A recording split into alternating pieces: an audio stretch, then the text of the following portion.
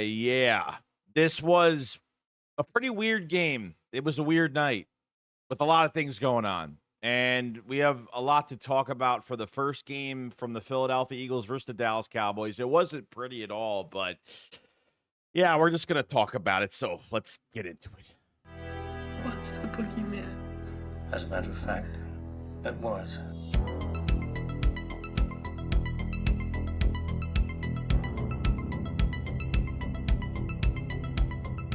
This was a big one for me. I'm going to get down to the brass tacks of everything.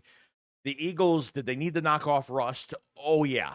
There was a lot of players that were not in sync with each other. There was stuff that looked very off. I mean, just think about it. Starters only have been practicing for an hour every single day.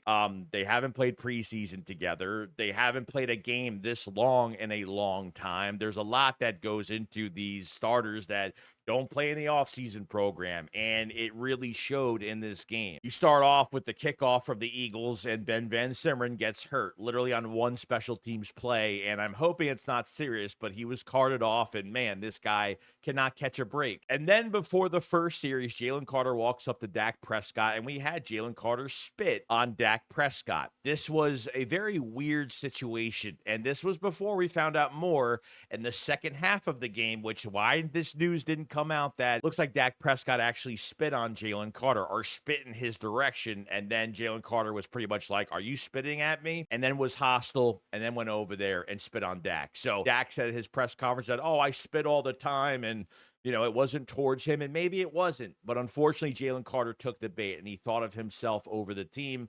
And you can't do that. If Dak got spit on by Jalen Carter for no reason, and I was furious. I was so pissed off. I was like, if I had a Jalen Carter jersey on, I would throw it across the room because it's unprofessional, and he's going to get a big ear from a lot of the coaching staff for what he did. And because of that, you lose Jalen Carter, and Dak Prescott said as well at his press conference that it changed the entire game plan. And it really did, because the rest of that drive, the Eagles seemed like there was no energy. It seemed like the vibe was just down because Jalen Carter got kicked out, and they just ran down our throats for a touchdown. I mean, that simple, that easy. Nick Sirianni has stated after this game that there will be a disciplinary thing within in-house that nobody will know about and how they're going to treat this situation. I don't think he's getting traded. I don't think he's getting released. I'm not going that crazy, but I think he's got to apologize. And yes, Jalen Carter did apologize after the game and says that I just have to be better and I have to do right by my teammates because I hurt us at the end of the day.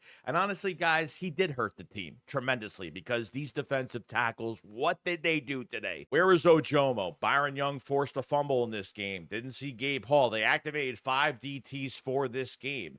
Jordan Davis, he would have had a great game. He had a run stuff, and then he almost had 2 sacks in this game and just let go of Dak. I mean, he had 2 sacks right there, and Dak completed passes off both of those plays, and he got to wrap up. This is the reason why Jalen Carter makes a big difference to everyone else on that defensive line. It makes someone else's job easier, and it helps the corners, it helps the safeties, it helps literally the entire defense. And because you don't have him, Dallas didn't really have anything to worry about. Totally changed their game plan. Jalix Hunt didn't have a tackle until the fourth quarter. Nolan Smith, literally, I don't know what he was doing all day, but for a first-round pick and, kind of what he did last year, he kind of built himself last year. He didn't do much on his own. He had a taunting penalty, he had a couple tackles. He almost had a sack or two. He was pretty close to Dak at times before he threw the ball. It just wasn't enough. So edge rusher, Uche, Ojulari, I don't even think he was active in this game. Edge rusher was horrific.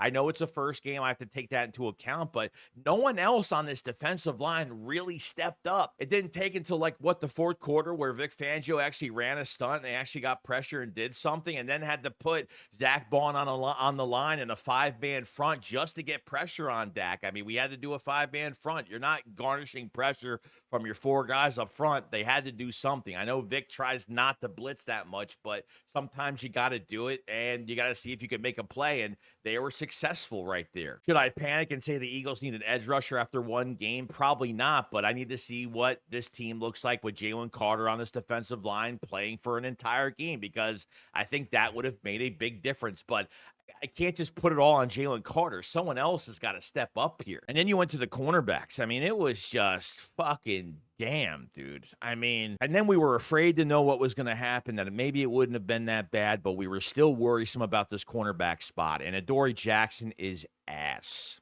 Horrible. I mean, open tackling, horrific. I've seen Adoree Jackson play press on a couple of snaps, and he actually didn't do too bad because he can use his size and his physicality to slow some of these receivers down and make some plays, but he was getting burned left and right. I'm talking 10 yards. I'm talking 8 to 10 yards he's getting burned off the line, whether it's a slant, whether it's something like that. I mean, it was literally horrific. Like, and then he gets concussion protocol. He's out for the rest of the first half. Jacorian Bennett comes right in and actually looks better. Got a PI call on, on himself on the right sideline on coverage on CeeDee Lamb. His transition with his body just looks so much better in this game. He just looked better, period. Like he wasn't getting burnt by a mile down the street. You know what I mean? So, and then Adoree came back into the game. So I don't know what this is. Was this like, are they still trying to figure out this cornerback spot? Do they like Adoree Jackson? Are they afraid to trade for somebody? Because let me tell you something. If all the rumors are true that the Eagles were trying to trade for Micah Parsons and that news was all over the place, then why don't you go out and just get a corner at this point? I don't know what to do here, because there's no way this is going to become the biggest liability for this team. I don't trust it. I don't. I didn't trust it going into the offseason, and I didn't trust it coming out of the offseason to the regular season. And Adoree Jackson, no.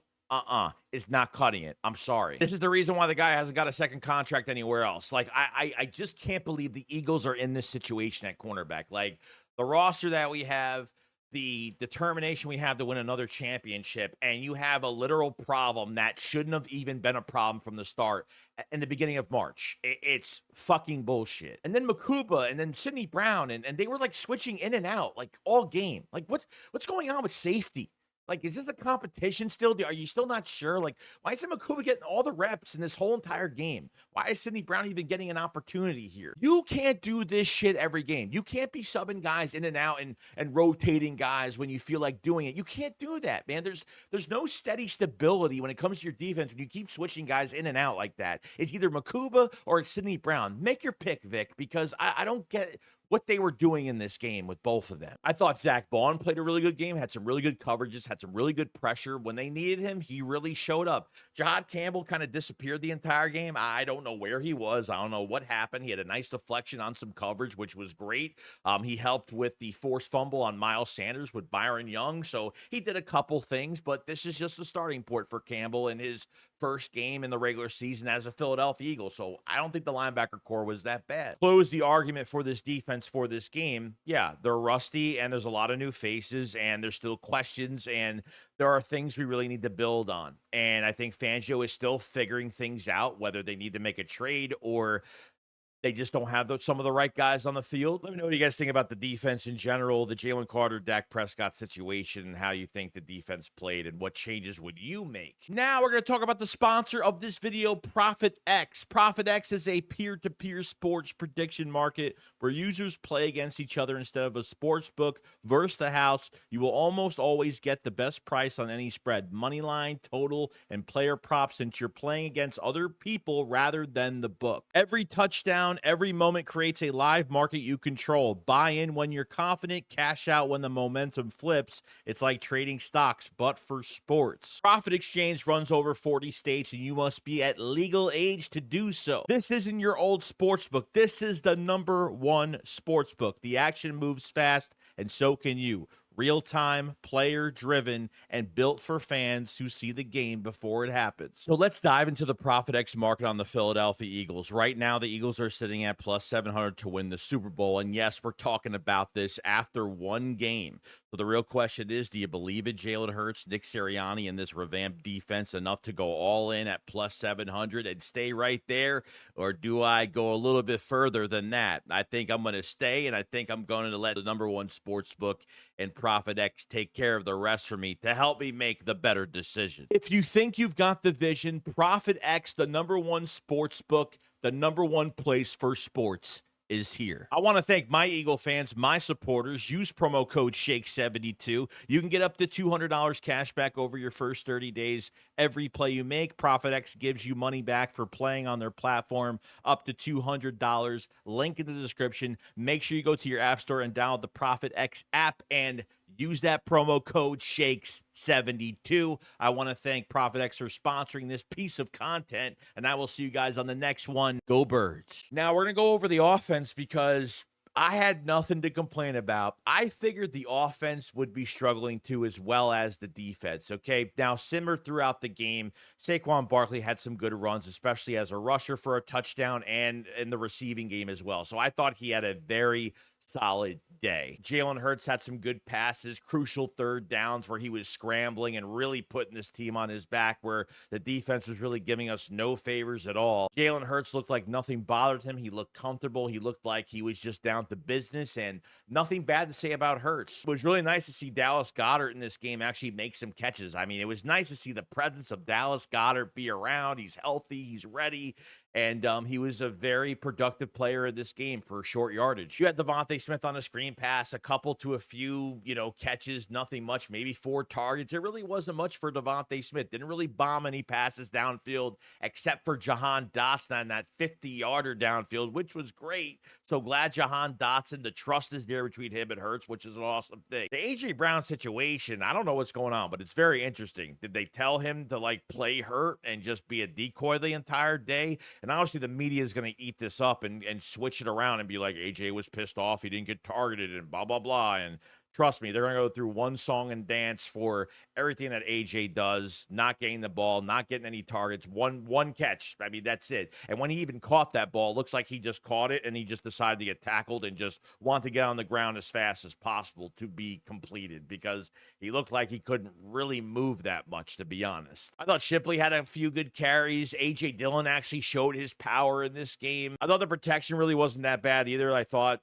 Tyler Steen actually had a pretty good game for his first start at right guard. I mean, Dickerson was playing hurt for a while. Him and Mulata got rolled up on, apparently, and Mulata looked like he was struggling too. Protection started to break down the second half, especially when we had to sit after that big turnover. When Miles Sanders fumbled the football and the Eagles got the ball, and that's when the weather advisory came by and pretty much suspended the game for an hour, and I felt like it just totally took out the momentum for the Eagles. And by the time they got back, Dallas just blitzed Jalen Hurts a couple times. The protection wasn't great because Mulata was struggling, Dickerson was struggling, and it was kind of a wasted series. Then the offense had another opportunity, and let me just say this, because the defense played good for a couple series to get the offense the ball back to put more points on the board, which they couldn't do. And can I say this, please? Can you get on the jugs machine? Honestly, like CeeDee Lamb falls, Quinyon Mitchell has the easiest pick that he can get, drops.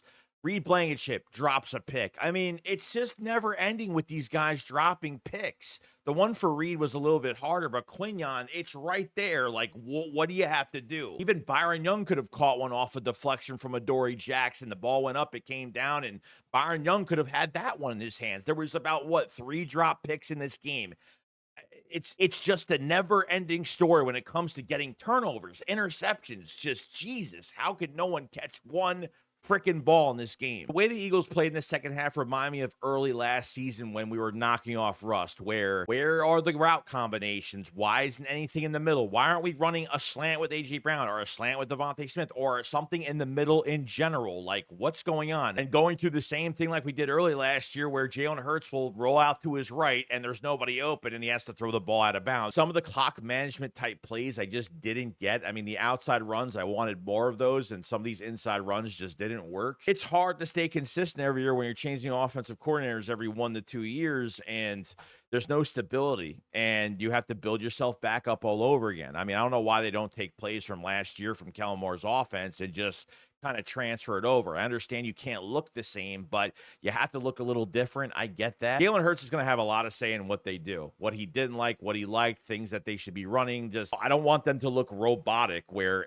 the Cowboys are seeing everything that's happening, every pass, every run, where it's going. I mean, things just have to make sense. And I thought that the Cowboys figured a lot of Kevin PATULLO's plays at the end of the game. The Eagles snuck out of an NFC East division rival game and got their first win in the division, which is great. It's always a great thing to have and to get that out of the way till you face them later on. I love how the head coach to Dallas after the game was pretty much like, the Eagles are beatable. We could have won, but I'll give them credit. Like, they're acting as if this is like week 10, 11 right now. Week 1, teams that barely play starters are looking pretty ugly like this. We played down to the competition, so relax, bro. Here's the difference between playing in week 1 like this than playing in week 13 like this. Trust me, if we're still having this issue in week 13, 14, that's a problem. And we're probably not making the playoffs, just saying. The Eagles need time. It needs a few weeks. Like, we need time to gel on both sides of the ball. And we really need to see where we're at, because that's where things are really going to show. But other than that, how'd you feel about the Jalen Carter-Dak situation? How'd you feel about the offense from the first half to the second half? And how'd you feel about PATULLO and just really his time management and how he called the plays? Because, it was very generic, and I really wasn't impressed that much. And hopefully, as the weeks go on, I'm more impressed. That's what I'm hoping for. Do the Eagles need to make a trade at corner? Do they need another edge rusher? I mean, is Adoree Jackson going to start the next few weeks? What do they do at safety?